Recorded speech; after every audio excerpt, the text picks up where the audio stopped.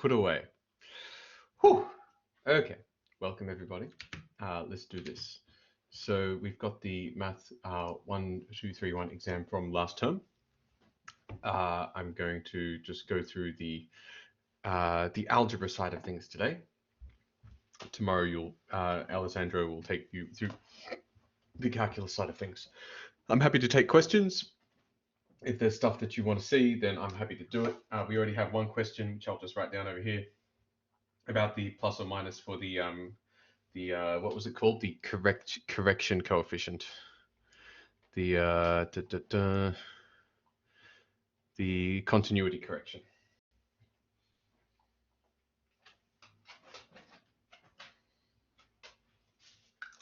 So I'll get to that.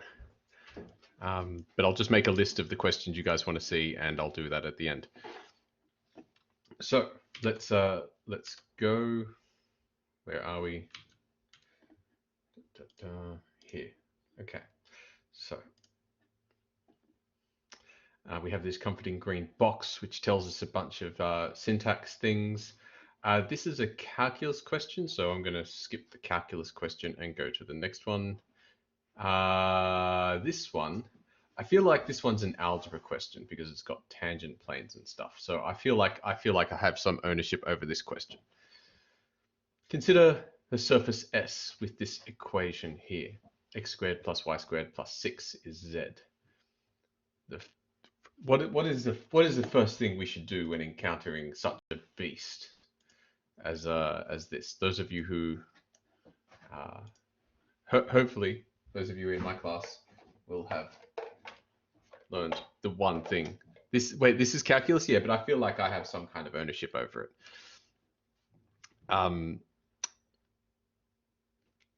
The first step we're going to do is let. Oh, hang on, you can't see my screen. So we're given a thing, an equation, and I'm just going to draw it. Let z equal x squared plus y squared plus 6. Then now let's see if x is if z is 6 or less, or sorry, less than 6. For z less than 6,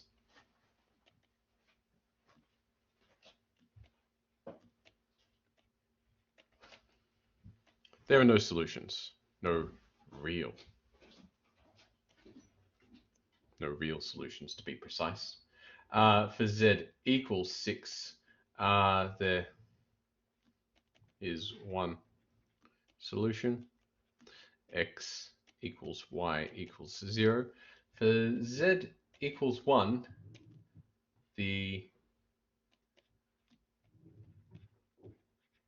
not 1. That's, I'm going to write it as 6 plus 1 is let's see, what's that going to be? X squared plus y squared equals 1 is a circle. And I'm just going to scroll down on the question a little bit because I know where this is going. 12. I'm going to go all the way down to 12. For z equals 12, 6 plus 12.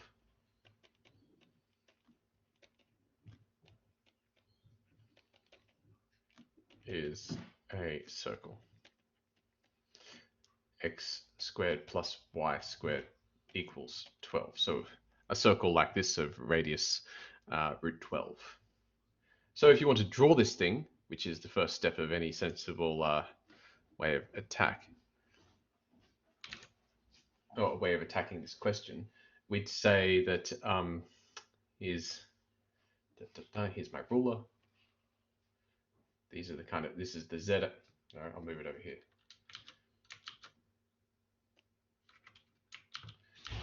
Here's my z-axis, like so. X and y-axis down here.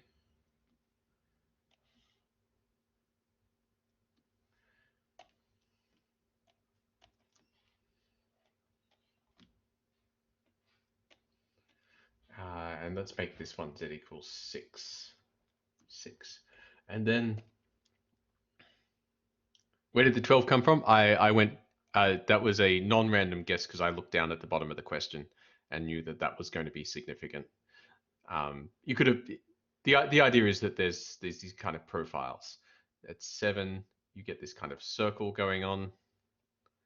All the kind of level sets are just circles, and going up all the way, just bigger and bigger circles. You've got this kind of parabolic shape up here. Da, da, da. Da, da. Like that. And then you get your little shading going on.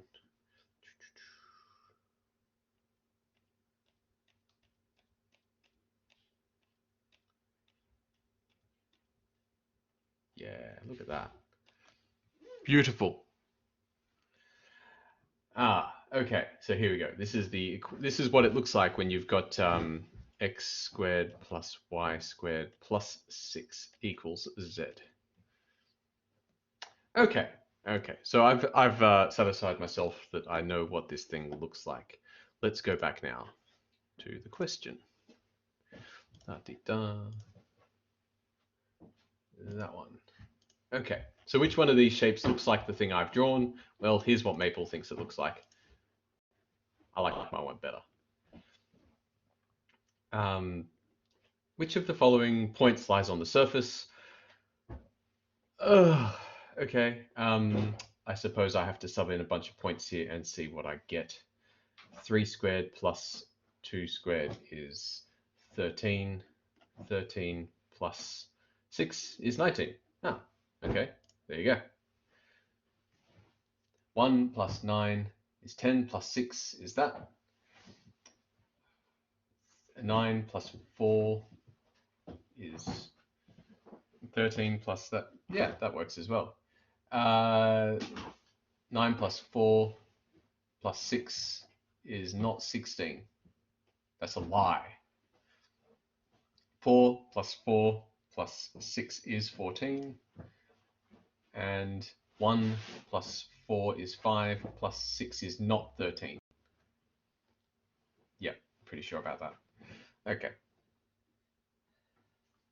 And hopefully I haven't missed out any there. Come back to that thing. Find an equation of the here we go. Find the equation of the tangent plane at P is this point. Now let's just satisfy ourselves that this point's actually on the plane. Minus root 3, 12, and enter it in the box below. So let's go back to my lovely picture. Over here. There's 12. That was supposed to be 1. This one was supposed to be 12. Now, what was it? Root 3 minus root 3. Minus root 3, 12. So minus root 3. You know what? I'm just going to make that the positive x-axis. Sorry, because I want minus root 3 to be over here, so I can look at it. Minus root 3. Root 3. Here. Let's plonk it here. This is the point P that I'm looking at. Minus root 3. You know what? We don't need all that. That's the point P. Now, there's a tangent plane here. If you like to imagine that there's a comment. Normal time, you know it. There's a tangent plane here. Sticking out of the point P, the normal, I'll draw the normal in red because that's a good color for a normal. There's a normal to the plane, and there's a plane sticking out at this point. Just imagine a sheet of paper stuck to that point, perpendicular to the normal at that at P. So now I'm going to write my equation in the form, so this thing, it's given to you in this way, but I like to write it this way. X squared, so the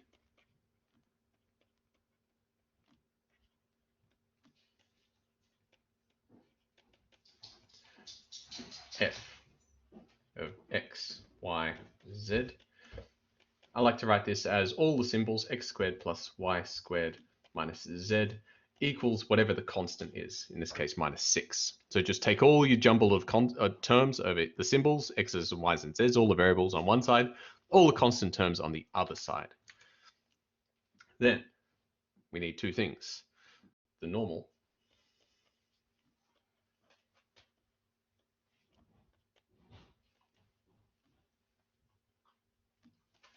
is n in red. That's always df, dx, df, dy, df, dz, which is the normal to the curve. It's, well, normal to the curve. We're about the surface. We'll call it a surface. I'll buy that. Let's call it a surface. Thank you. That is more correct. The normal to the surface is this, and so I just partially differentiate all these things. 2x, 2y, minus 1. Ooh, that's the any point. If we find the normal, can we also find the double? Is that a, Jeremiah, is that a pun of some kind? I don't know what the double is.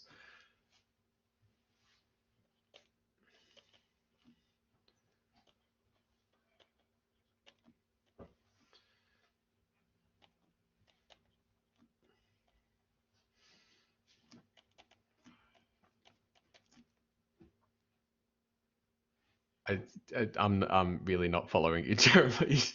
You just, someone else gets it though. Awesome. I feel like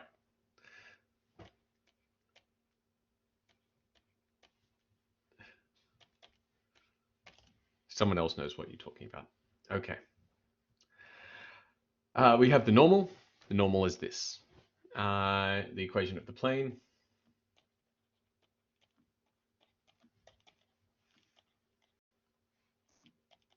is then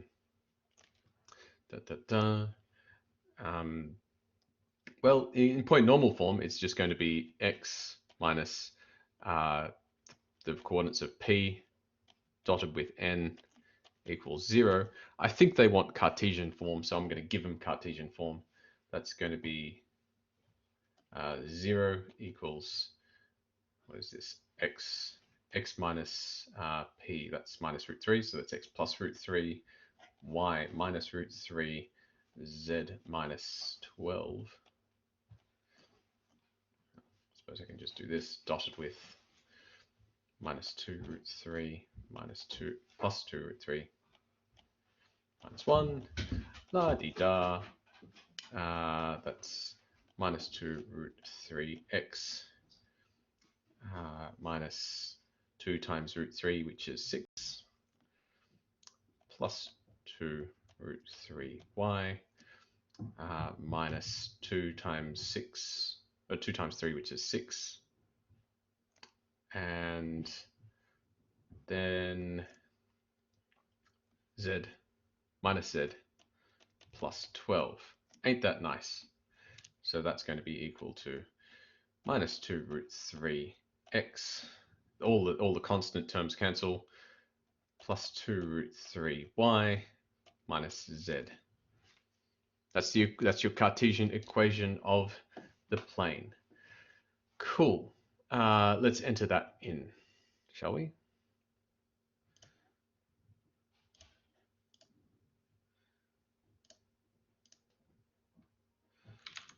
So minus 2 times square root 3 times x plus 2 times square root 3 times y minus z equals 0.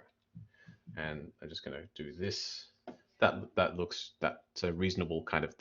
I'm doing that just to make sure you get the right number of brackets, because if you mess something out like that, maybe there's a typo in there somewhere, and you try and preview it, it's a invalid Maple syntax. So if you do make a syntax error, you can catch it by hitting that preview button, like so.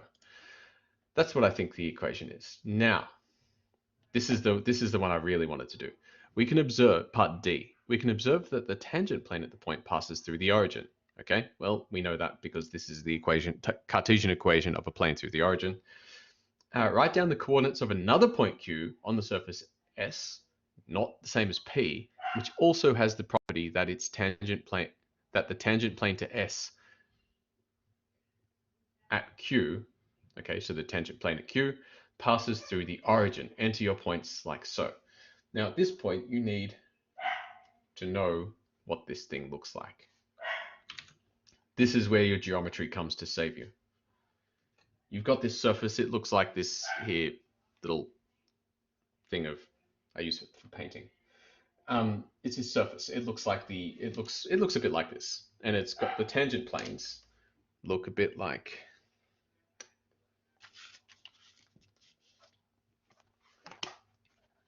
my diary. So you've got your surface, and the tangent plane sticks to the surface like this, and it passes through the origin, which is about where my little pinky finger is here.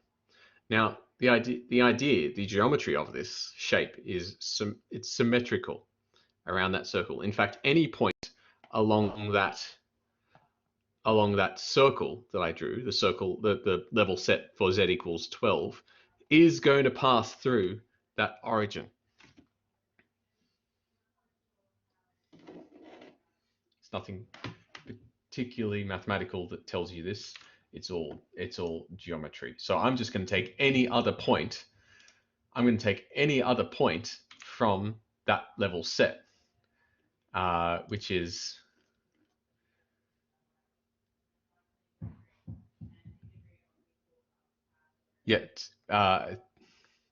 which is the. Sorry, I'm just reading comments. There's a lot of Star Wars memes there. I'm just going to ignore them and carry on. Any point from the set. You know what? I'm just going to take square root of 3. I'll take the positive square root of 3. Square root 3 and 12. Another point on there, which I know you could take. Zachary wants double negatives. You do it your way, mate. I'm going to roll with you. Double negatives. Yeah, that's okay. Let's be bold. How did I do? How did I do? Well, yeah, I knew that one. Yay! Comforting. It's because he's a bad boy. Bad boys use negatives. Could you do it more methodically if you didn't see the symmetry, like using the point normal with the general point? Yes, Peter. All roads lead to Rome. My road's just faster. Can you please go back to the working out? Sure.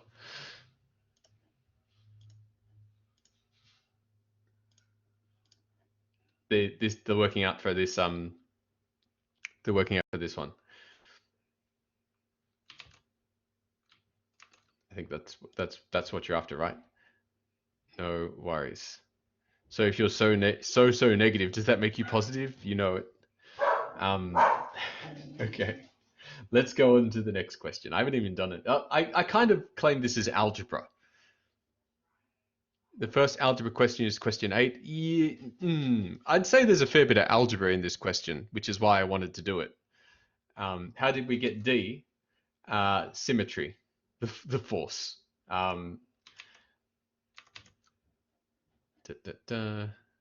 So any point on that, yes, any point would work.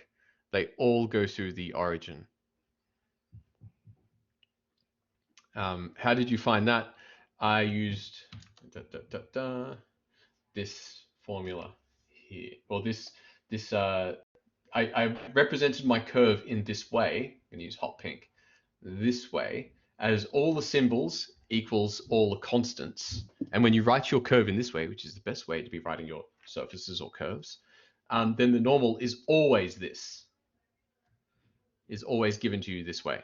So it's a really nice way of computing the normal to a surface.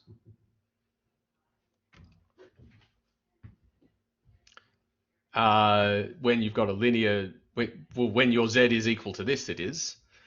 But you could have, theoretically, you could have any z function of z there, and it won't matter. In a lot of the examples, we write z as a function of the other things, which inevitably gives you a negative z, a -1 there. But there's not necessarily. I like this method because it's both more general and simpler than saying, z is equal to stuff. Okay, and then having to remember that that's a -1. Anyway, let's move on to the next question. Okay, sharing content. That thing. Okay, next question. Given this hot mess of a function, find this thing. You know what? This one is deceptive. This is supposed to make your eyes hurt, and then you realize that there's only the first blob and the last blob have no x in them. Yeah, it's super easy for those of you who are not afraid. Some people will not get over the fact that this is meant to be algebra, but I can't help myself. This blob 2. The first blob has no x, and so it'll get killed when you take that d dx. The last blob has no x, and it'll get killed when you have by the last time when you take an x.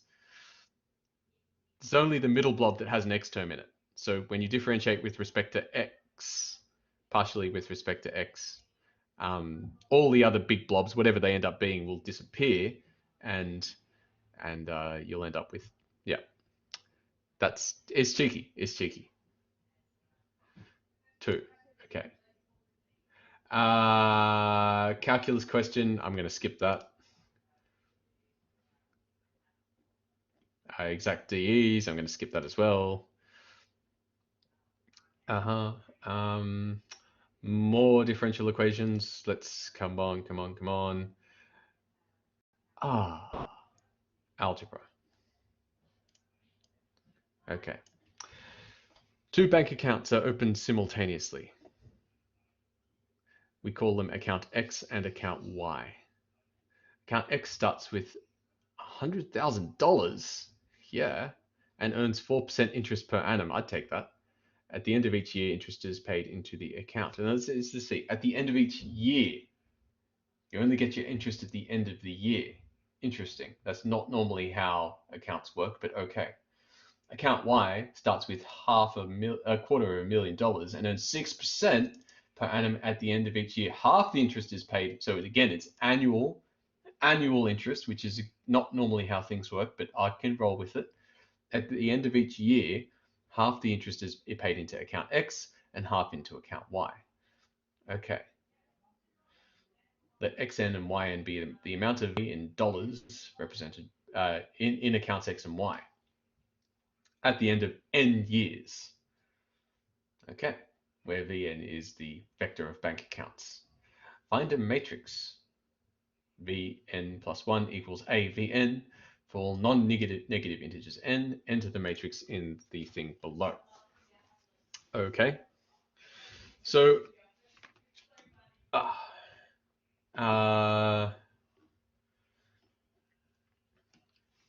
A equals, let's see, where's my matrix box? Here we go, matrix box. Oh, I've never done this before. There we go. Oh, look at that. Now, it's probably worth knowing that A is supposed to map A. Let's write it this way. Let's before we say what A is, let's say what Vn plus 1 is. Vn plus 1 is supposed to be now this is going to be 4%, so 4 vector, just to show you how the working out goes. this is going to be 4 on 100 times Vn, sorry, xn. So actually that's 104 over 100, like that, because it's the interest plus the yeah. So this is just going to be the xn stuff, and from the yn stuff, I'm going to have half of my 6% interest, so that's going to be 103. So the principal plus half the interest of 100 times yn, and I have to add just the interest, a little bit of just the interest over here. So 3 on 100 yn, like that. Why is that looking all weird? I think that's stuck in the subscript. Ugh. There, plus 3 on 100 yn. N. Okay. Okay. The 103, half the interest, I'm getting 3%, 6% interest in out of my account Y, but half of it goes into account X and half of it, just the interest, goes into account X and half into account Y. Now I need to write this as a matrix. So that's going to be times the vector, and maybe it'll be more clear if I write it as 0 times xn plus that much.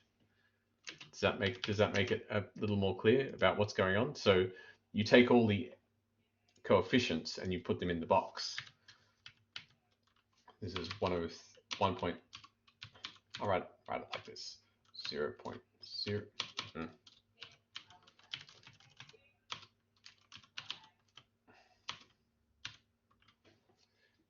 Times by the vector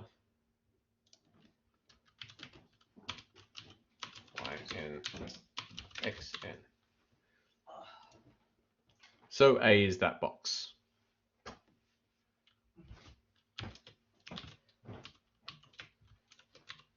And like that. Dot. There's my dot. There it is. How do you but dot product? I'm just using that as times. How do you put dot product? You use a dot. It's still a dot. The context determines that this dot means matrix multiplication, not dot product. And the context of this dot over here in the 1.03 makes it a decimal point, even though it's exactly the same symbol. There is context which makes it different. I had this dot means access in a field structure. I had this same conversation or similar conversation with my son. He was talking about how he doesn't like lowercase l's because they look the same as capital L's. And I have to say, I 100% agree with you, but the context makes it clear which one is intended. Unless you have a word that begins with a capital I, and then you don't know which one it is. But yeah, context is a thing. Anyway, so I want to write so. Why wouldn't it let me write so? A equals that matrix.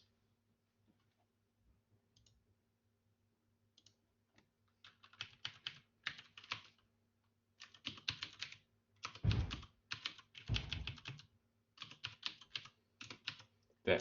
Okay. Is that it won't let me preview it either. Anyway, we know what the matrix A is. How do you get the info from the matrix? Extracting it out. What's A again? A is supposed to be the matrix that transforms the interest. You still fair enough. Is this where I break out the pen and paper? That's probably the easiest thing to do. Allow new page. Okay, so this is question 8. So Vn, maybe I'll say it this way, after initially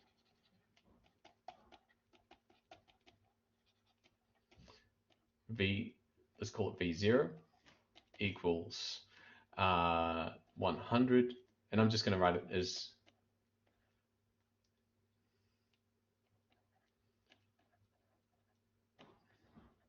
that many thousands of dollars. We're rich boys. Let's go. Rich boys and rich girls. Initially, this is what happens. Then after 1 year, what happens? What happens to the bank account?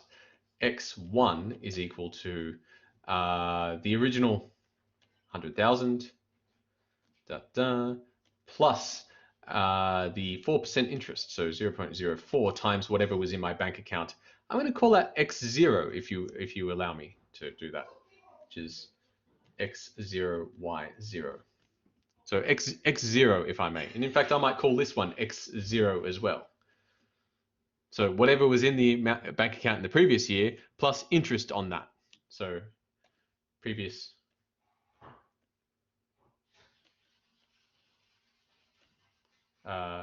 amount plus interest.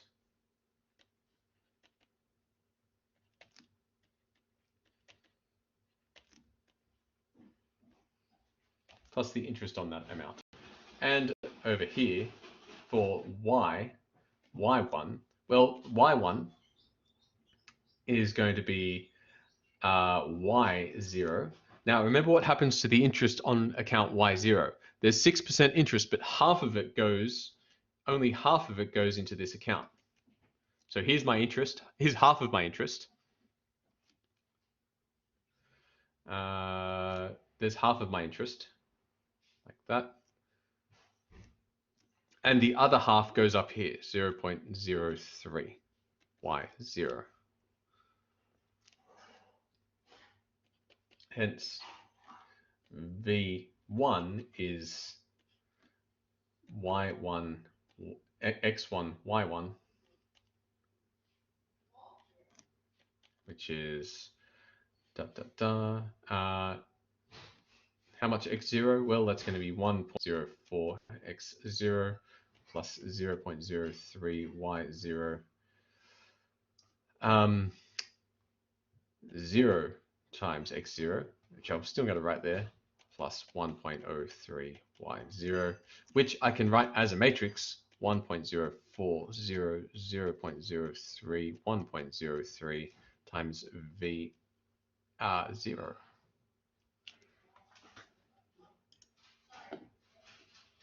Yeah, okay, so I think we're good now. Let's do the next question.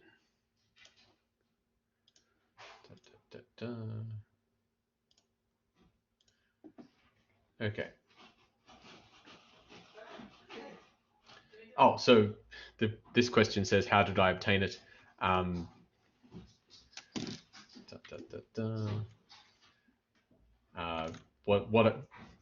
write what I just wrote in the on the screen over there. Let me take a screenshot. I'll come back. My internet's dying. I have to go. Okay, sure. Rosanna, I'll put your question at the end. Okay, so you know where to go when your question comes up.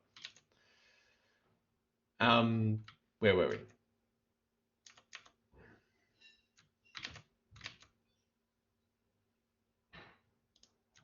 Okay, so explain how you found the matrix. Well, put that just what I wrote on the page previously. Find an invertible matrix M and diagonal D such that A is MD M inverse, and write what?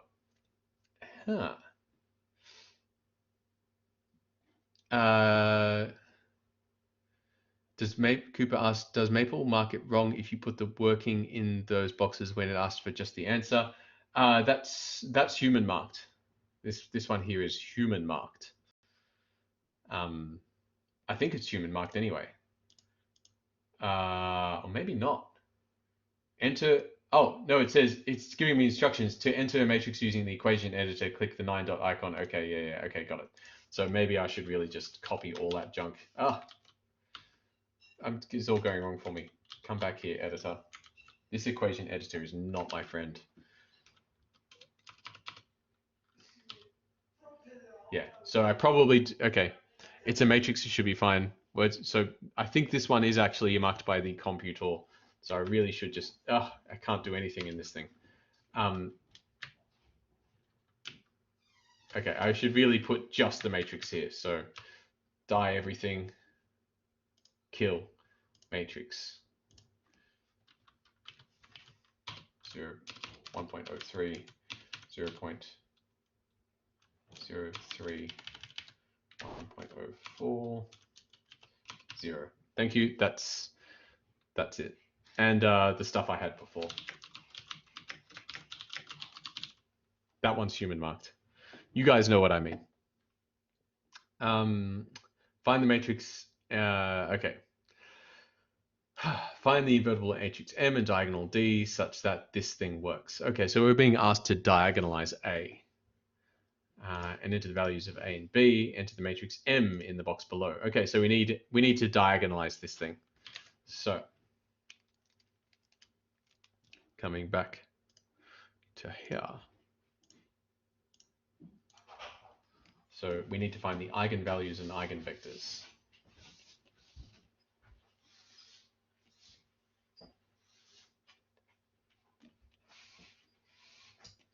Dan, I need to leave Charlotte in here because they're opening all the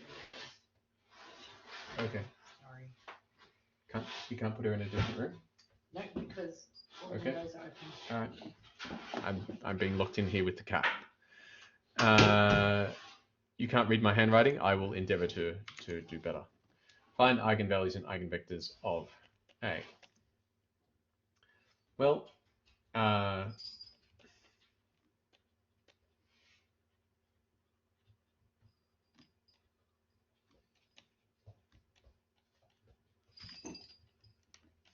hello, Charlotte. All right. She's just prowling around to det A minus lambda I equals 0. So this is going to be the determinant of 1.04 minus lambda, 0.030, 1.03 minus lambda, which ends up being a quadratic because I just have to times that times that minus that times that. So it's 1.04 minus lambda, 1.03 minus lambda. Charlotte's just deciding to sit right on top of my Wacom tablet. Can you see this? Say hello, Charlotte. No, she doesn't do what I tell. She does her own thing. No one controls Charlotte. So, what am I doing here? Can I just move you over there? Thank you. So lambda is either equal to 1.04 or 1.03. What nice values of lambda we have. The eigenvalue for 1.04 is the kernel, or is any basis for the kernel. Can I call this the eigenspace? I want to call it the eigenspace. Is the kernel of A minus 1.04 I, which is the kernel of, well, that's going to be 0, 0.03, 0. And if I minus 0.04 away from this thing, I get minus 0.01. Huh, what an interesting kernel we have. This is the span. I can write this as a span of a single vector, 1, 0. So you don't actually need to do any row reduction to find these kernels. It's a one-dimensional kernel, and you just have to find something that's in this kernel, choose anything find any basis for this kernel. So 1, 0.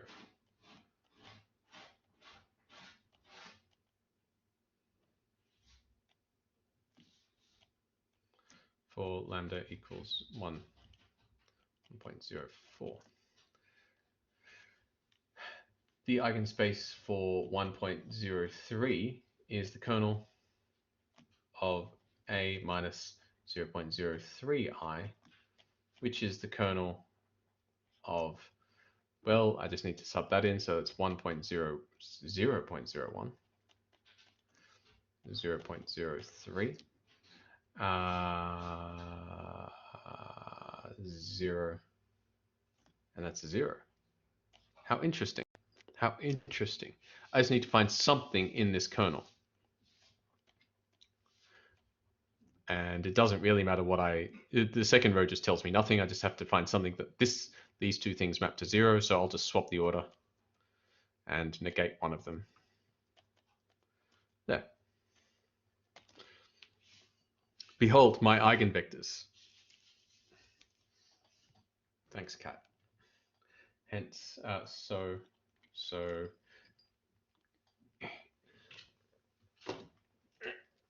oof. You know what? Maybe I'll choose something a bit different. I'll just multiply this thing by 100 and get that. I'd much rather work with that. So 3 minus 1.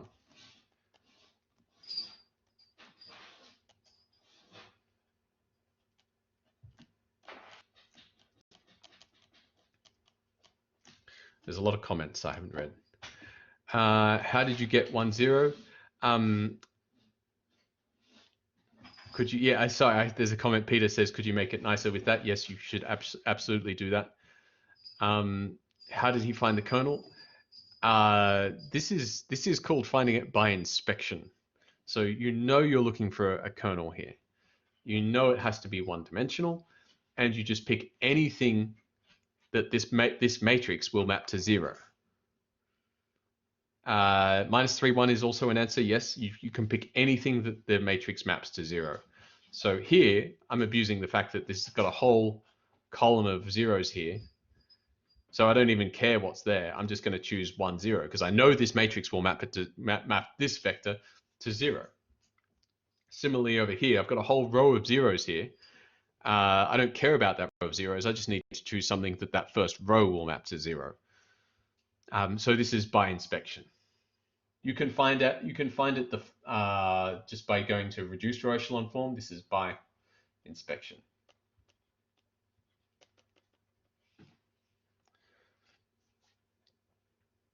So these are my eigenvectors. I want the eigenvectors because M is the matrix of eigenvectors. 3 minus 1, 1, 0, and D is the matrix of eigenvalues. I just need to get the same order, 1.03, 0, 0, 1.04, like so. So let's put that stuff in.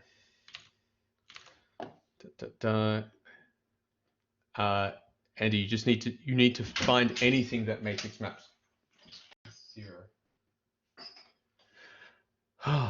Cat.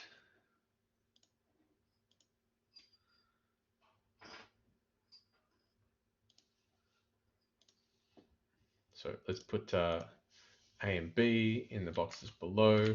This is, I'm suspicious now. A is greater than B. A is greater than B. So there's A. I have to choose it the other way around. It has to be 1 point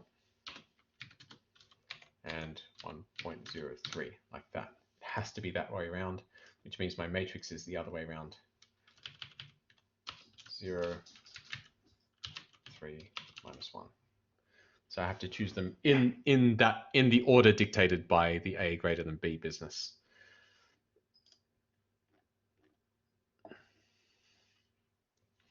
In a 2x2 matrix, you can row reduce to make life easier for you. For a 2x2 matrix, I wouldn't even bother. You can just for this one over here, you just swap the order of things and negate one of them. And essentially, that's what you're doing over here. You just swap the order of things and negate one of them but instead of writing 0.03, I wrote 1. For the eigenvector t, the corresponding eigenvalues are the solution to, yes, what Taylor said. Cat. Okay. Explain briefly how I obtained the answers. Well, you know, we've done that already.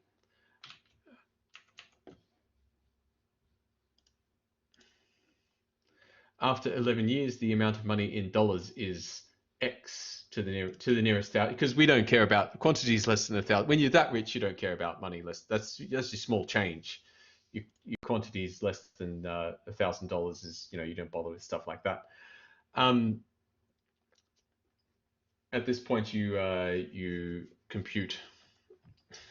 At this point, you move your cat, and you. So we want 11 years.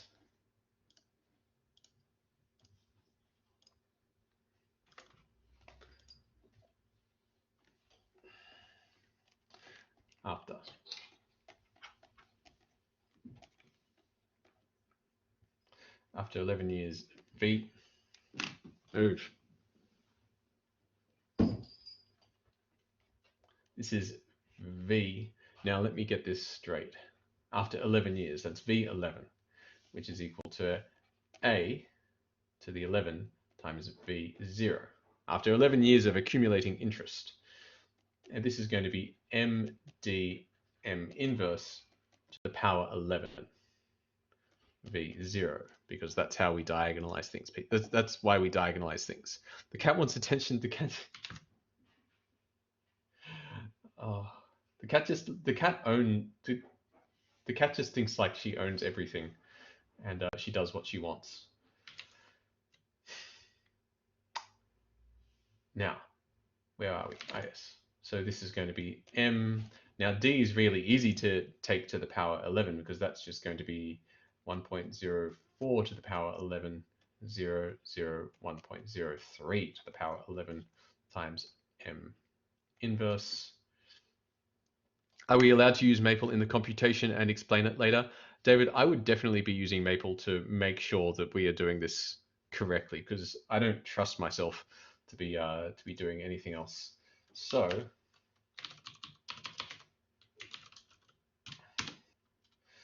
da,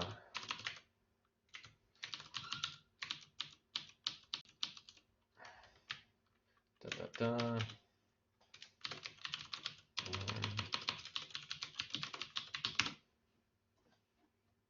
Okay, at this point in time, welcome to the matrix. So Maple with. This is how you. This is how we do it, people. M equals.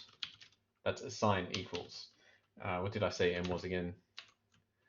I need to remind myself. 1, 0, 1, 0, 3 minus 1.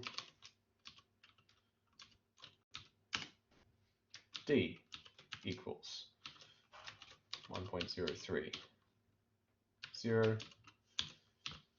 0, 1.04, 0.04. Error in assignment, what have I done? D, fine. D1, much better. And just for kicks, let's do A. Oh no, let's do V0. V0, that's going to be the vector. We had 100,000 in the first one, 250K in the second one. We're only asked to the nearest thousand, so you know what? Oh no, I'll go the extra zeros just to make myself feel like a rich boy, like this. And let's do A. 1.04, 0.0, 0, 0.03, 1.03. That looks like it. So M times D1 times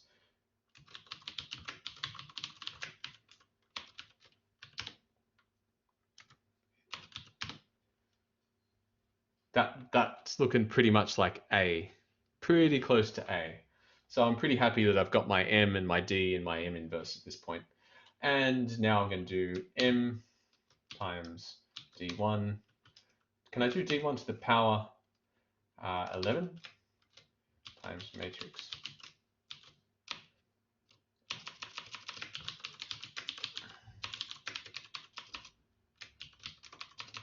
D11? Is that a thing? No, D1.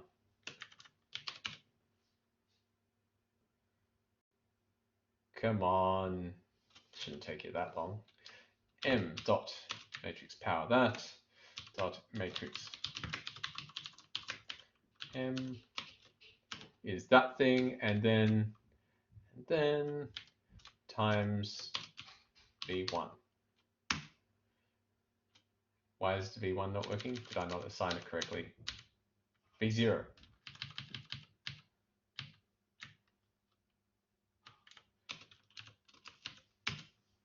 Whee! And just for kicks, A, because this should be the same, right?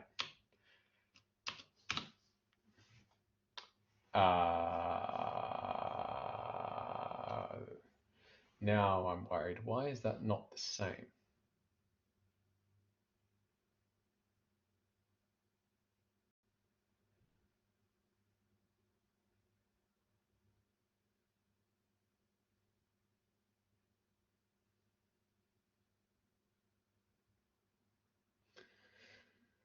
That should be the same. Was D the other? Well, D should be the other way around. D, what is D? D1. It should be the other way around. Thank you. D1.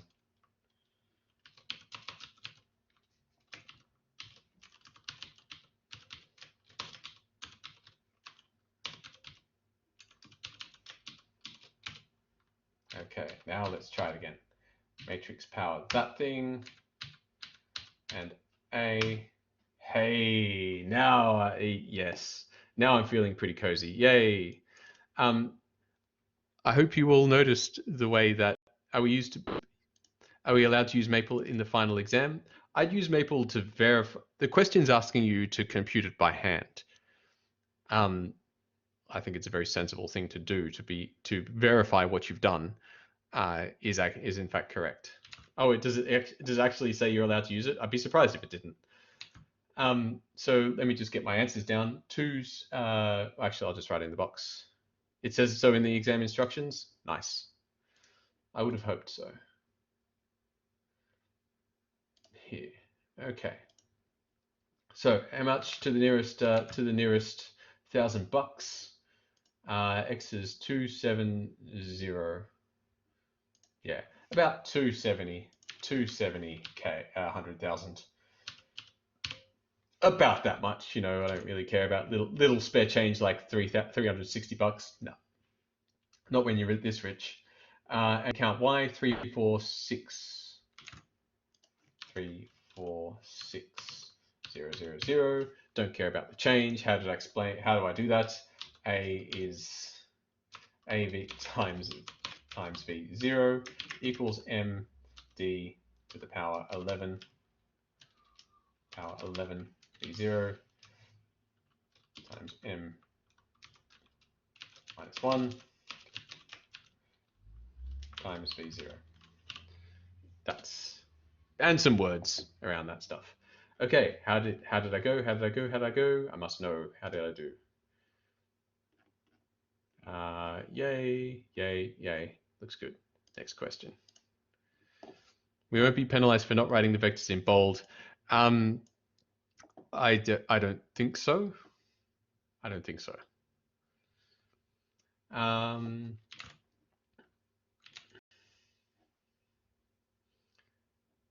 Here, let S be this space of polynomials, degree 2, such that x times the polynomial, the integral between 0 and 1 of x times the polynomial is 0. And you're given that S is a subspace of P2. And you're given two vectors, can I say? two elements of the set, and you're given a maple session. R is some crazy polynomial. The integral of x times r, so this expression over here is 0. So this thing is in the space. Is that true? 138, 81, 123. Okay. Okay, so here's an R. R's in the space. Here's your two vectors B, and they're linearly independent. That's what this is saying. Explain why this polynomial, Q, which is cunningly similar to R but not equal to R, is not in S. Because oh, I'll just write it down on the sheet of paper because that's easier for me. Share this thing.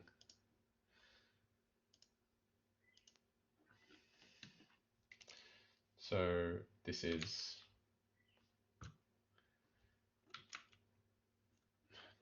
come back here. 138x squared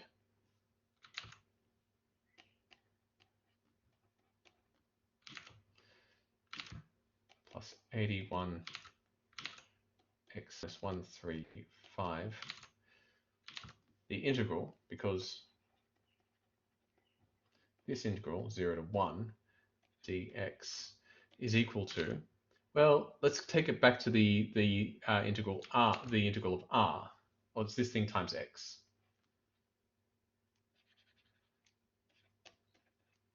This thing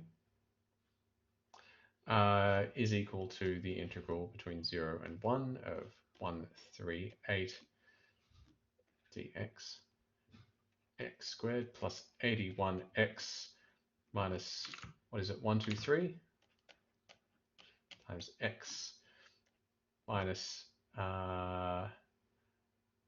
minus a further I can't think, 7, so it's 12 minus 12x dx is equal to, well, let me write it as two integrals, dx minus the integral 0 to 1 of that, which is equal to, well, this one here is equal to 0, and this stuff here is equal to x squared 6x squared 0 to 1 is equal to 6.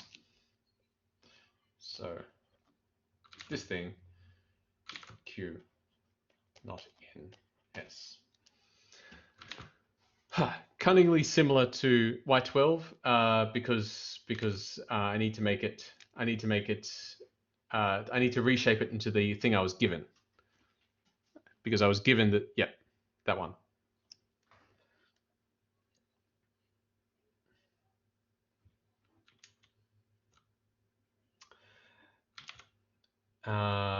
Okay, next question. Thank you, chat, for helping me out.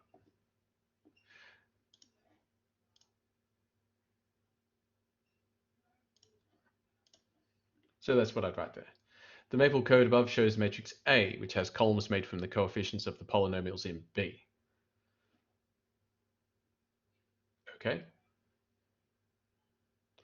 Yeah, so the coefficients of these vectors, the x squared, x, and constant go in here, here, and here. I believe that. The reduced row echelon form, best row echelon form, is shown to have all leading columns explained in the box below, making reference to the definition of independence, why this shows that B is a linearly independent set. Since T1 times P1 plus T2 times P2 equals 0 has exactly T1 equals T2 equals 0.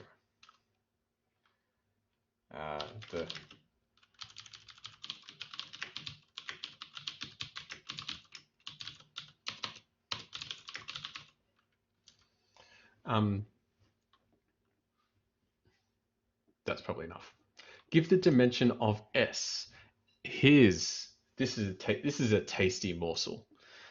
Why is Q not in S? Because it doesn't Q doesn't integrate to 0. R integrates to 0. Q is very similar to R. So we know. Let's just think about what we're given here. Come back here. Okay, let's just think about what we're given here. S is a subspace of a three-dimensional space. I'll bring it back in a second. I want to do this bit. S is a subspace of a three-dimensional space. Now it's got two linearly independent vectors in it. So that means we know it's got two independent vectors. It might have more, but its dimension is at least 2. And there's stuff, namely Q, which is not in S. So because it's got two independent vectors, it's either a two-dimensional space or a three-dimensional space. And it can't be the three-dimensional space because there's stuff not in it. So I know that the dimension has to be 2 and stuff that I just said.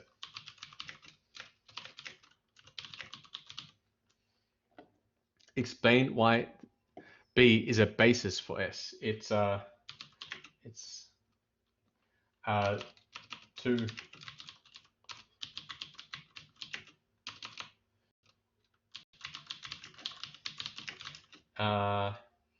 in a 2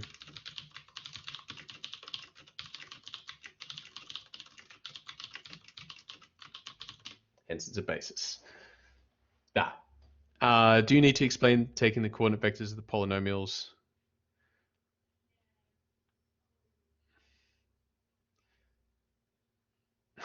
In my exam stuff, Mansfield said. Unfortunately, you won't be doing your exams with a microphone. Okay, so let's hit the how did I do, just in case I've gone crazy. 2. Okay, it's all human gradable basically, except for the 2. Okay, and someone wanted to see the chat. Can you please quickly back over proving why B is independent? Sure. Back. Why is it independent? Well, definition of linear independence says that you start off with an equation like this. Maybe I'll go over to the. I'll break out the worksheet. This one. Okay, and someone wanted to see this working out anyway, so there you go. Suppose all your linear independence proofs start this way. Suppose lambda, I call it T. T1 P1 plus T2 P2, they're the vectors, equals 0 for T1 T2 real numbers. So P1 and P2 are the vectors from the set B. Suppose this is true. Row reduction. Solve.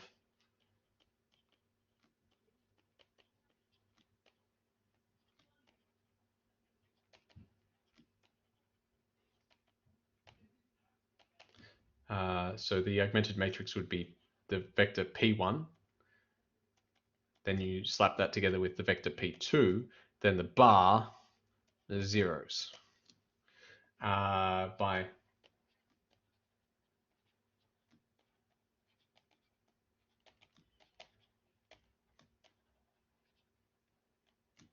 to 0, sorry, 1 0 0 0 1 0 bar 0 0 0. Hence T1 equals T2. This expression here tells you nothing. This one tells you T2 equals 0, and the first row here tells you T1 equals 0. That would be a better solution, more self-content. So more self-contained, not self-content, also self-contained, but that's not what I meant to say. Okay, next question. Can you explain why he got rank 2 and not rank 3? It's it did the dimension. I see what you mean. It's the rank of the matrix. It's the dimension of the set S, and S has to be dimension 2 or 3. Okay, because it's got 2 independent vectors in it. It may have more, but I know it's got 2. That means it's either going to be the whole space when it's a 3-dimensional set, or a 2-dimensional plane within a 2-dimensional space within S. Now I know it can't be the whole set because there's some vector that's not in the image, or sorry, some vector that's not in the set, namely this vector. This vector here is not in the set, which means I know it can't be the 3-dimensional space. It can't be the whole space. Okay, next question.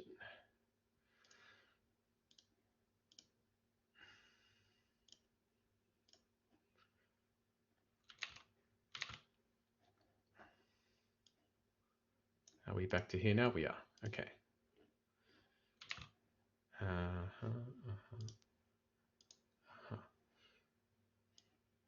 Okay, so let's go next. Okay.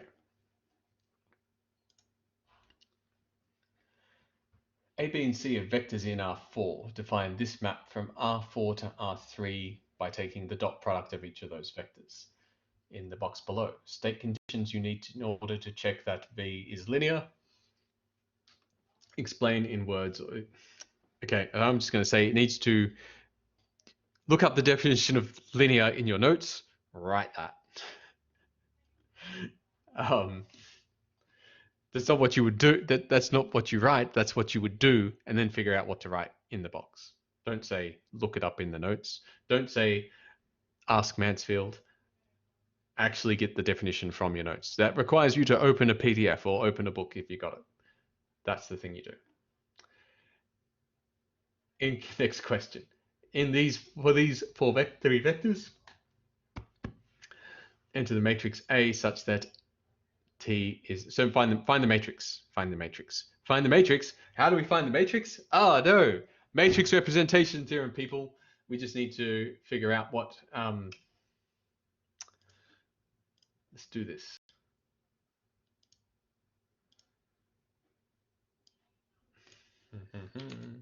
Just need to have my question open at the same time. That thing goes over there. This thing goes over here. New page. So Tx equals A dot x, B dot x, C dot x, where A equals 1 minus 1 minus 2 minus 1, B equals 2 1 2 1, C equals minus 1 minus 8 minus 16 minus 7. That stuff. Then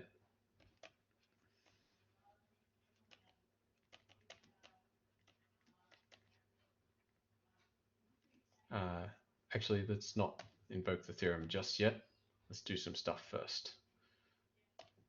Let's, for no particularly anticipating that I want to use the matrix representation theorem, let's see what happens to T of E1.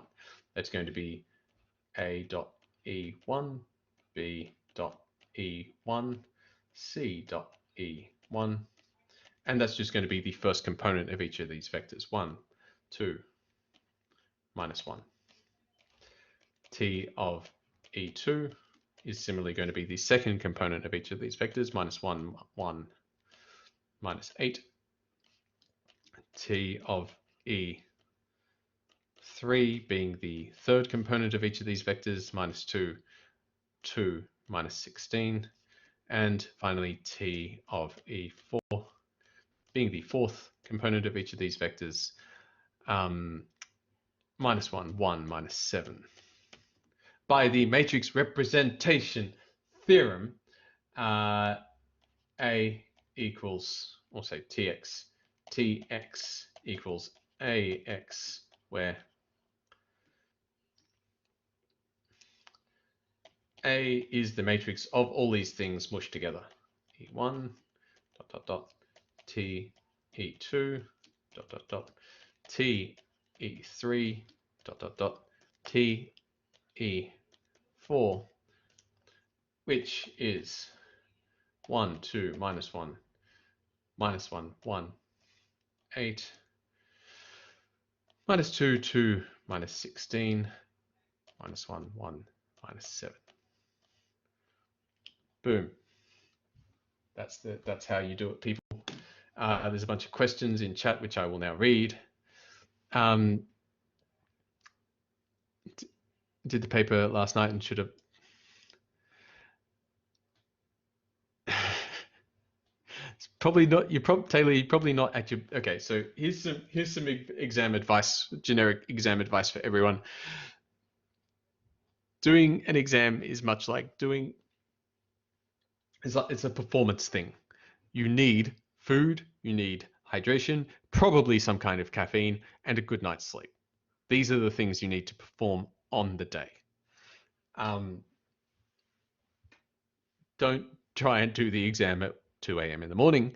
You won't be at your peak performance, which you want to do. Did my first lab test in bed as I opened my eyes. Oh no. Oh dear. Okay. I'm just getting distracted here. Let's go back to the thing.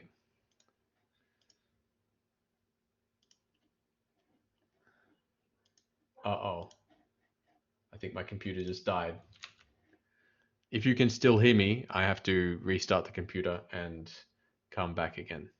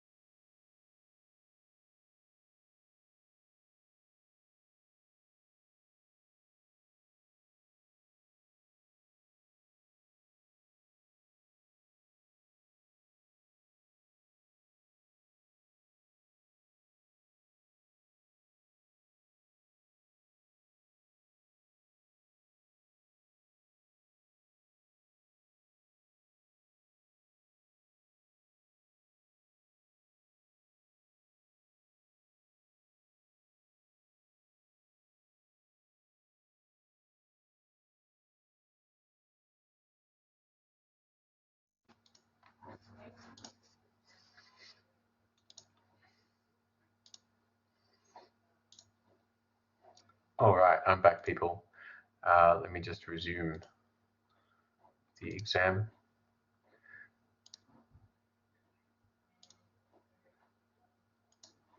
Every time I switch windows, there's a small chance that Blackboard Collaborate destroys my computer. And I guess I had it coming. Okay, resume the thing. Go to question 10, I think we're on. Yeah, okay, here we go. Sharing the screen.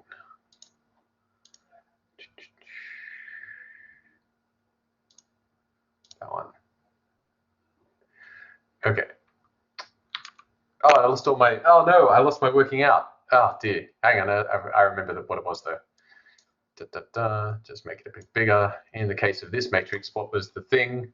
The thing was, well, I needed 3 rows and 4 columns, and it was just all the components of A, B, and C. So that's 1, 2, minus 1, hang on.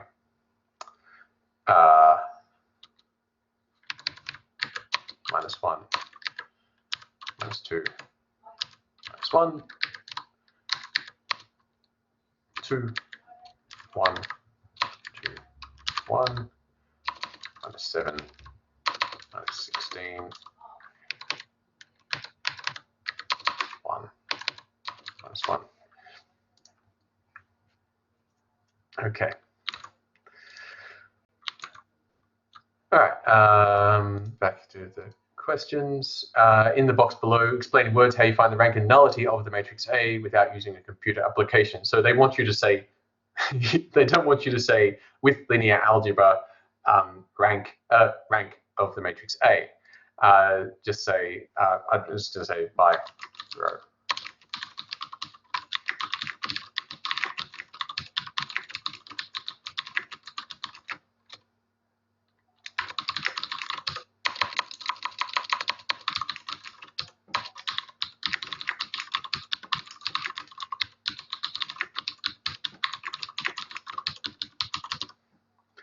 Like leading columns. Leading terms is also correct, but I want to say leading columns here. Perform the calculation. Oh man, really? Fine.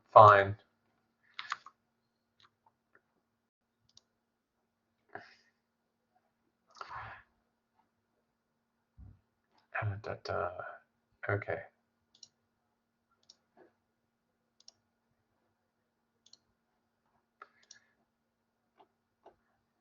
Perform the calculation on paper. You got it. Let's hope this doesn't kill my computer again. So far, so good. Are these questions from MapleTA? This is last year's exam.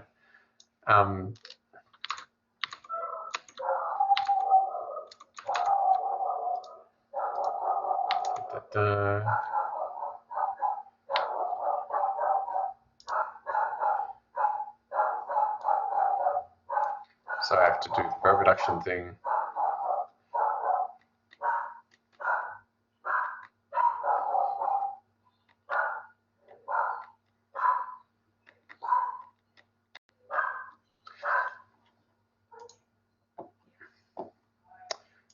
I'm just going to turn off. I get a little beep every time someone says something, so I'm just going to turn all that stuff off. There we go. Better. Okay. All right, and then row 3 is row 3 plus row 1. Row 2 is row 2 minus 2 row 1.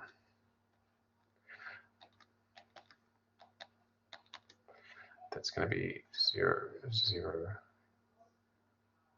8, 6, 0, 1 plus 2 is 3, 2 plus 4 is 6, 1 plus that's 3. So, okay. So it's got 3 leading terms. Behold my leading terms. Leading term, a leading term, a leading term. And that means it's got 3 linearly independent columns in it. It's a rank 3, and the number, so rank 3 equals number of equals 3 and nullity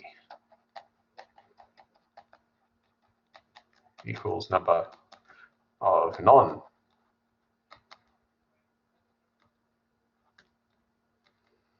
equals this one, a column without a leading term in it.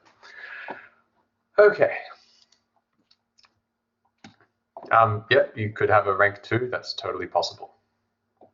How did I get 8? I've probably made it. Is it 14? Probably.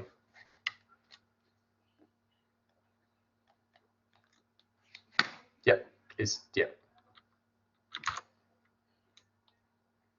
This is what happens when I start to run low on blood sugar.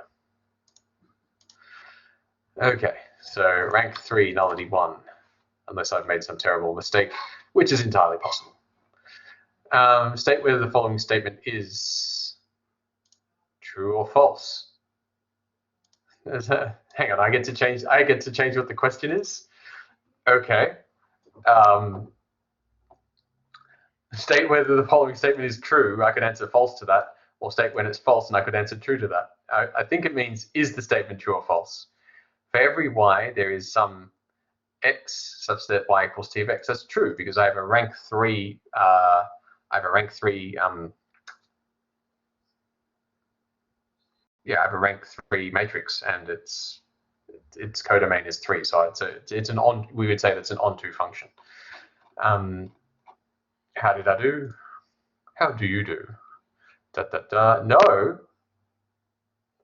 Did I not? Did I?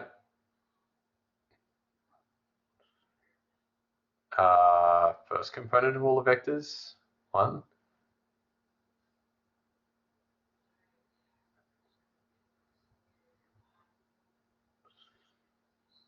Oh, that's an 8. Oh, maybe that's why it's not. Oh, okay. Hang on. That's supposed to be minus 8. There we go. Okay, now I need to do my row reduction again. If that's a minus 8, that changes things.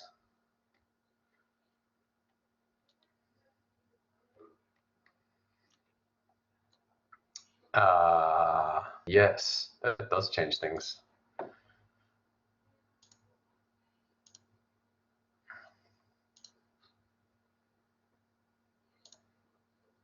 Hang on. That one. So if that's minus 8, then I need to go back here. That's 14, and this one is minus 8 plus 2 is minus 6. Interesting. And this is 16 minus, it's not minus 14, it's minus 12. That's going to be a 12, isn't it? Go back to black. 16. No, it's just going to be 14. That's all right. So I need to work a little bit harder to get there, but it's still going to be okay.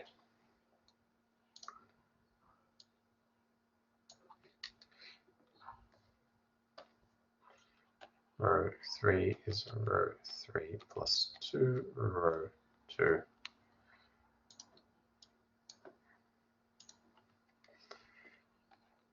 One.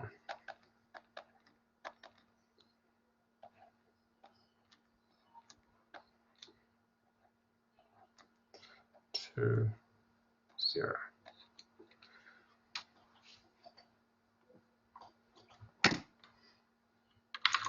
Okay.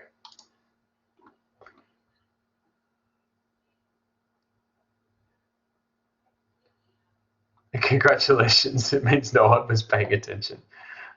Why is he writing numbers that are not the numbers? Okay.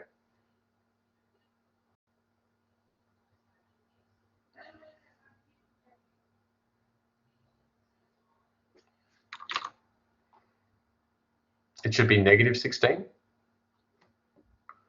Really? Yep, it should be negative 16. Oh, man. And negative 7. I've got all these things wrong. Oh, dear. Minus 16. Minus 7. Yep. Okay. I think I'm starting to lose it. Minus 16.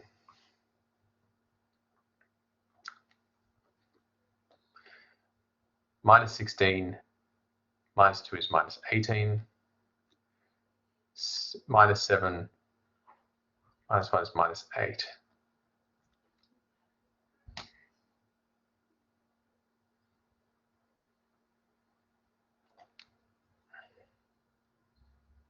You know it's going bad for me when I can't even row reduce.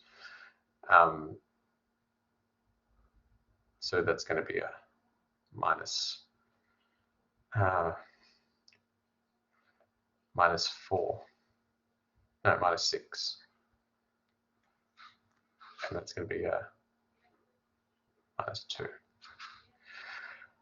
Okay. I still think the rest of it was right though. So how did I do now? Yay, yay, yay, yay. Okay, next question. Oh, sorry, hang on, you can't see that.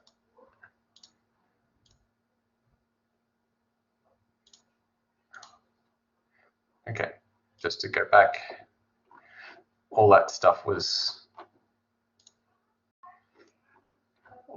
ended up being correct, which makes me feel happy and tired at the same time. Okay, 2 questions to go. A game is played with 3 dice. There is a selector dice with 6 faces. One face red, 5 blue. There is a red dice with 20 faces. There are 3 marked win, 17 lose. A blue dice with 12 faces. 3 with win, 9 with lose. All 3 dice are rolled. The player wins if selector dice selects red and red dice is win, or selector dice selects blue and blue dice is win. So selector dice chooses the dice, colored dice chooses whether you win or lose. Tree diagram. Definitely tree diagram. And what was the explanation at the end? Oh man, the explanation is that Daniel needs to eat again before he crumbles. Explanation at the end. I said it in words, but it's because it's on, the function is onto.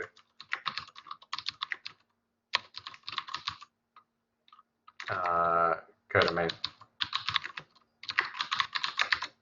Yeah, that's probably really brief, but that's all I got. That's all I got right now. Okay, gonna finish this before I crumple. Next page. Just got that stuff.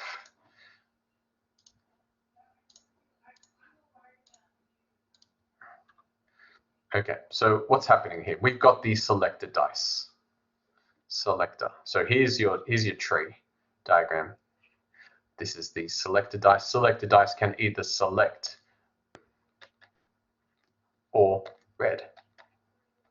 And according to the question, there's probabilities of choosing these 2 things, which I will just remind myself they are. The selector dice has 1 face marked red and 5 blue. So there's a 5 out of 6 chance of that one and a 1 out of 6 chance of that one. Now, if the selector dice chooses blue, there are 2 possible outcomes, a win or lose. And there are similarly 2 outcomes here, win or lose. Lose has a 1 O in it, not loose, lose. Okay, the red dice has 20 faces, 3 are winners. So 3 out of 20, and that means 17 out of 20. And the blue dice also has 3 win and 9 are losers. Okay. By the way, I am playing Dungeons and Dragons tonight, so all this speak of D20 just makes me want to get to the end of the day, because I'll be rolling them D20s, sweet D20s. Okay, what is the question? Come back, Daniel. Where are we going here? What is the probability of winning this game? Well, probability of winning the game is the probability of all the outcomes associated with winning. The probability of winning this way on this branch of the tree is 5 on 6 times 3 on 12. And the probability of winning on this branch is 1 on 6 times 3 on 20. So the probability of win probability of being a winner is just, well, you're either going to be on this branch, 5 on 6 times 3 on 12, plus 1 on 6 times 3 on 20, which is going to be, well, there's some cancelling going on here. That's 5 on 24, plus 1 on 40, which, calculator, please. Help me, calculator. 5. Old school calculator. 5 over 24.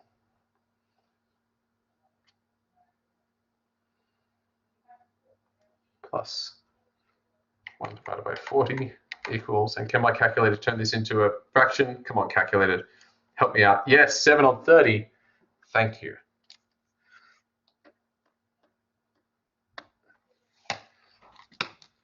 I want to work with fractions.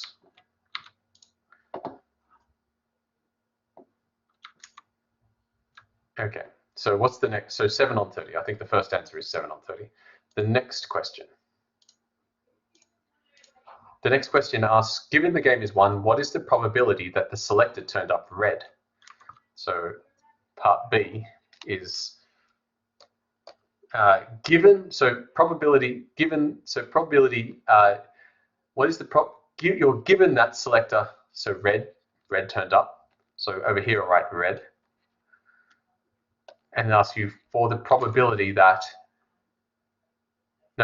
given the game was won. Given the game was won, what is the probability that it was a red selector dice? So imagine this for a moment. You just roll all the dice. You don't even look at. You just roll the dice. You don't even look, and you get told, "Hey, congratulations, you won." What does that mean? How does that change the probabilities the selector dice came up red? It's kind of less likely to win if you roll a red dice, because there's 17 ways you can lose and only 3 you can win. So if you get told you win, it's kind of more likely that you rolled a blue, because the odds are better for rolling blue than they are for rolling red. So we're expecting this to be a little bit worse than 1 on 6, but in any case, that's just what your gambling intuition should tell you.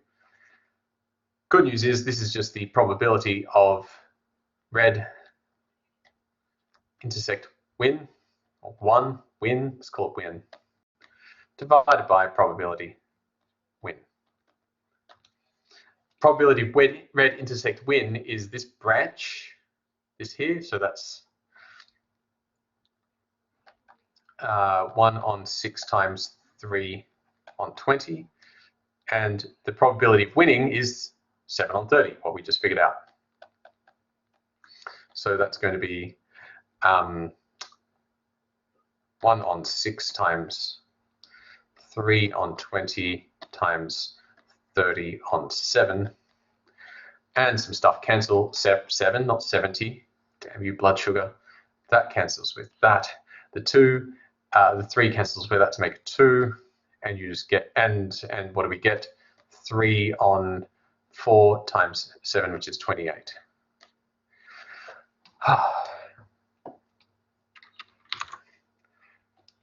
Part C. Part C. Given at least one of the red and blue dice turned up win, what is the probability that the player did not win? Okay, a bit tricky. C. We're given stuff. That word given should alert you to the fact that we're working with conditional probabilities here. Given that at least one of the red and blue dice turned up win. So this is given some stuff, red or blue win. What is the probability that you lost? So really, there's two kind of scenarios here. There's one where the selector dice selected blue, and the red dice turned up win, but the blue dice lose, or the selector dice turned up red, and red was win.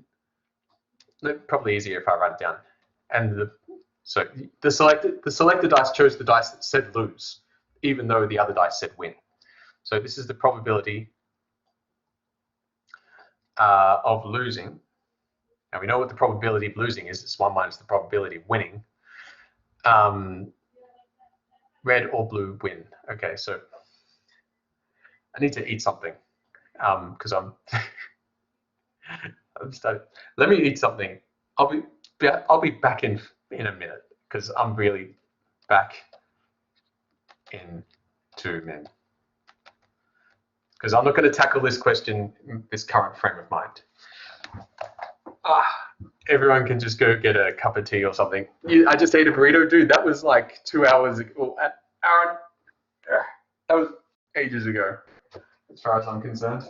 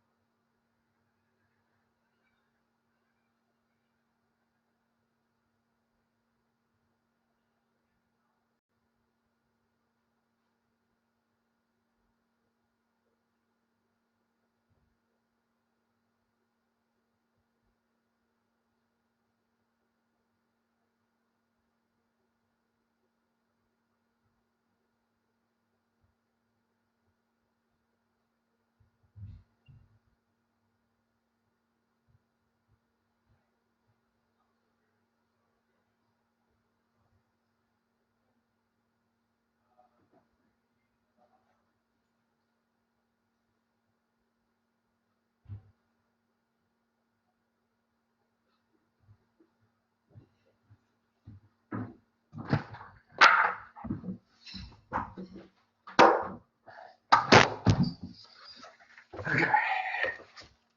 Oh. All right. The remainder of the stream is brought to you by Lindt Extra Supreme Dark Chocolate. I was saving this chocolate for later, but I need it now.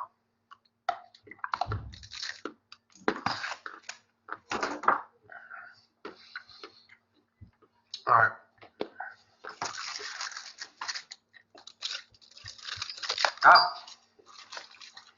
Charlotte.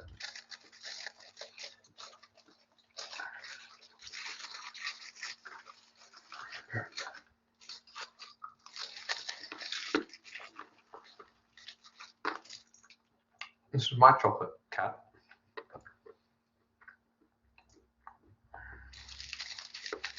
No. I'm putting it in a drawer. You can't have it. We don't share chocolate. That's my chocolate. Okay. All right. Oh, ow. You okay there? Let's do this.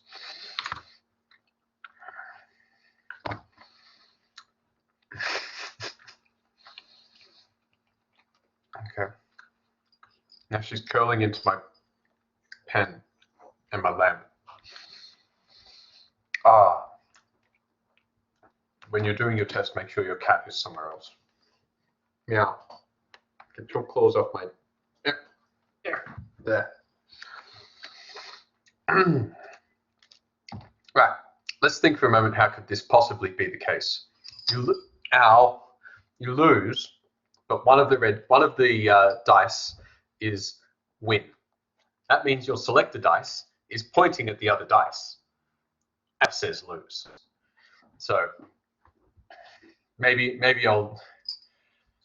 So you've got your kind of two scenarios here. So your selector, and this is the red, and this is the blue. There's two scenarios. Cat, get out of here.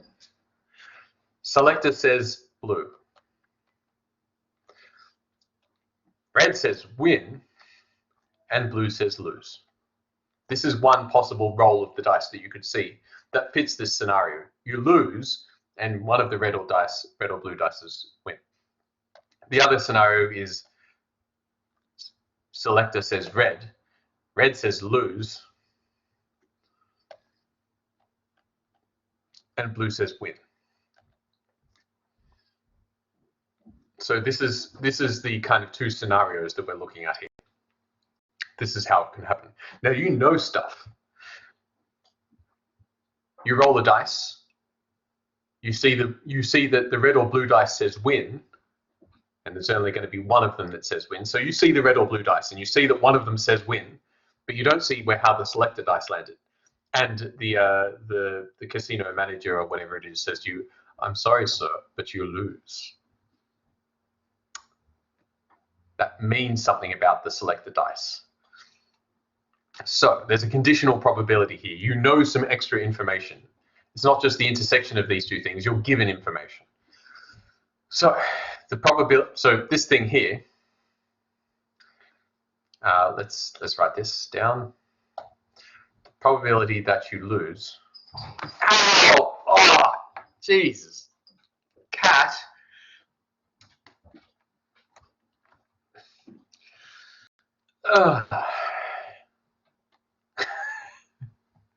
Probability that you lose, given this red or blue segment.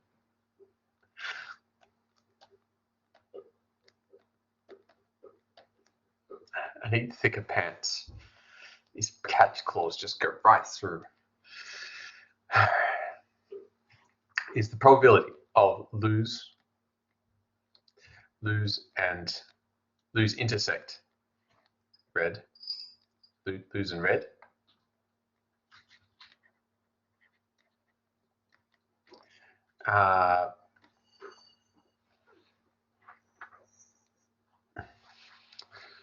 Red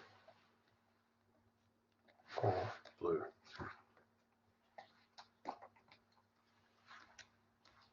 Divided by the probability that red.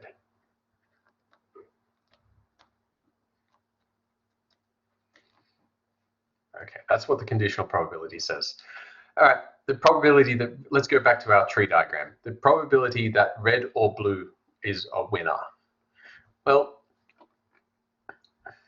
the probability of rolling a win on red or blue is going to be 1 minus the probability that they both lose. So that's 1 minus probability, 1 minus, well, the probability that red is a losing dice is 17 on 20 and 9 on 12. So that's 17 on 20 times 9 on 12. And the probability that you lose, despite the fact that red or blue is a win. So that's where you've won on the red dice but lost, but the other one said, basically you've gone down this path and this has happened. So that's going to be, let's go up, 5 on 6 times 9 on 12 times 9 on 12 times 3 on 20. Plus, the other possibility is you lost because the red, you rolled, selected dice went red and you lost, but the other And the blue dice was a winner, so that's 1 on 6 times 17 on 20 times what was the probability up there? 3 on 12.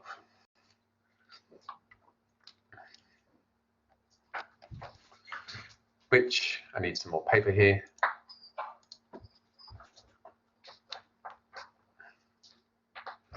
Which is equal to, now I need to calculate some stuff. 5 minus 6 times 9 divided by 12 times 3 divided by 20. 3 on 32.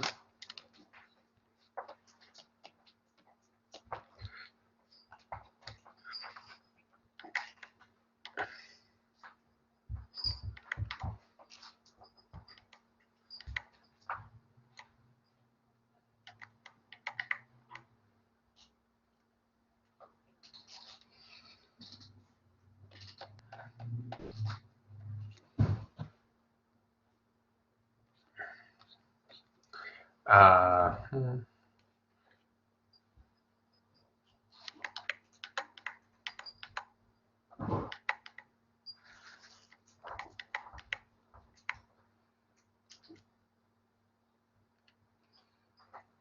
$29.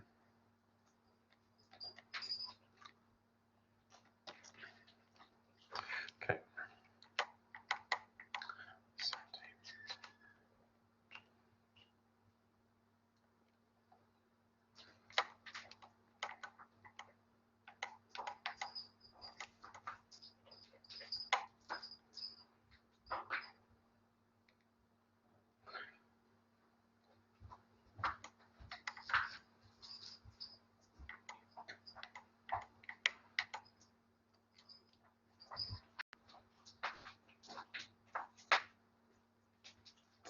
Damn it.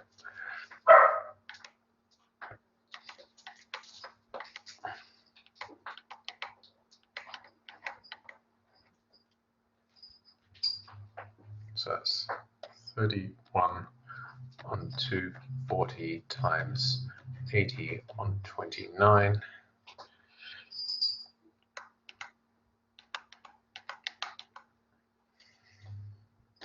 So that's 31 on 3 times 29. Okay, so let's put those answers in and see what happens.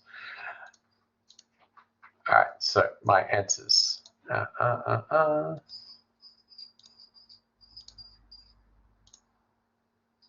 not that one. I'm already sharing that one. This one.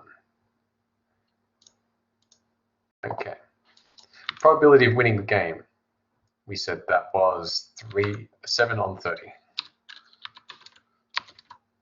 Given the game was 1, what is the probability the selected die turned up red? We said that was 3 on 28. And this one was a bit more involved. 31 divided by 3 times 29.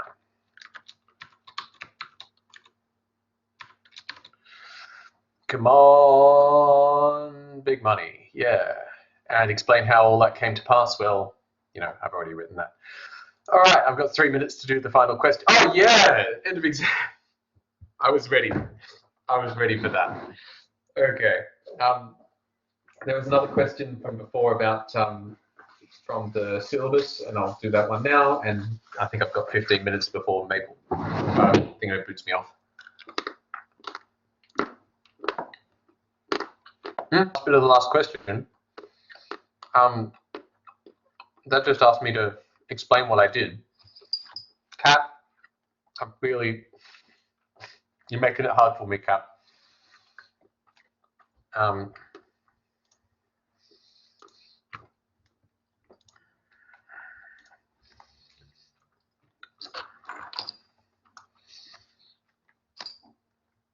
Can I just say all the things I just said, but typed?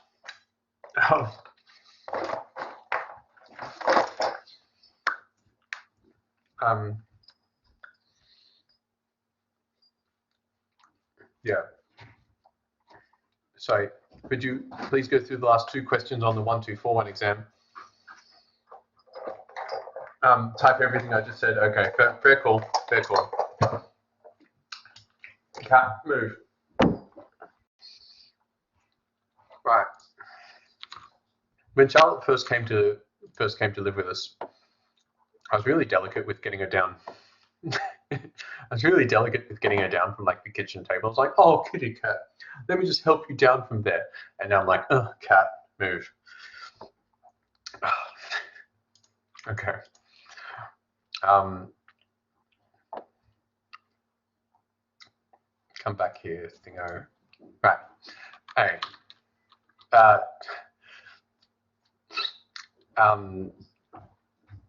Can you can't really draw a tree diagram here, can you? Hey.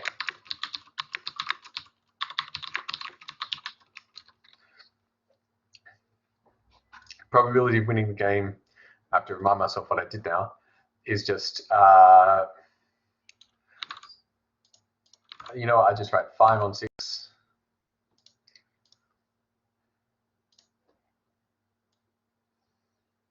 It's pretty much what we did. 5 on 6 times 3 on 12 plus 1 on 6 times 3 on 20. It says I'm going to disconnect in 5 minutes. Okay. At this point, I promised I would do the question on the binomial approximation thing. So that, yeah, I just write stuff like that. Okay. Damn you, Blackboard Collaborate. Sharing application. Final question. The final question was whether or not you do. Discard changes. So here's my answer to question 6 from chapter 9. Now, the original question was, how do you know if you have, when you're doing your continuity correction, if you have to add or subtract the 0.5? So, and I said, remember what you have to do. Draw a picture. That's my generic answer to just about every problem. But draw a picture, and the picture will instruct you on what you're doing. You're trying to, in this case, you've got, I'll just remind you what the question is, controversial psychic Olaf Johnson having his psychic abilities tested through a computer experiment. The computer showed him 4 cards, and he was to pick which one guess which one he thought the computer had picked. The process was repeated 288 times, and Olaf gets the right card 88 times. Now use a binomial distribution, assuming he's not psychic, to represent the number of times someone would guess the correct answer. And what transpires is that 88 is a lot to be guessing correctly. The probability of guessing as many as 88 cards correctly is very, very small, but you need to do a lot of summing up to figure it out. This rectangle here represents the probability of guessing 88 exactly. This rectangle here represents the probability of guessing 89 exactly. This rectangle here, 90 exactly, and so on all the way up to 288. That's a lot of things to be summing up, and all of them are really tiny. So what you do is you appeal to the normal distribution, which sits atop the binomial distribution. What you're trying to do is estimate the area of all the rectangles. And so when you're coming to the normal distribution, what you do instead is you integrate under the green curve. Now, in order to get as much of this box as possible, you need to wind it back. You integrate from 87.5 to capture that whole box, which is centered above 88. So you wind it back if you want to go forward. And if you're estimating the reverse tail probability, maybe something more like this, where you had here there's a 0 and so on, all the way up to here. If that was like if that was 88, then you would wind it forward to 88.5 in order to capture as much of these boxes as possible. it just gets you a better approximation to the binomial. Okay. Is there no time to go through 1241? No, that was a request. Will the recording be available to watch back? Yes, it will. It's still recording now, thankfully. I'm confused on the last question on 1241. What I'll do, Gina, is I'll create another stream. Oh wait, you won't be able to know what it is. How can I do this? It's going to boot me in 1 minute. And everyone will be removed from the session unless I can change things. I don't think I can.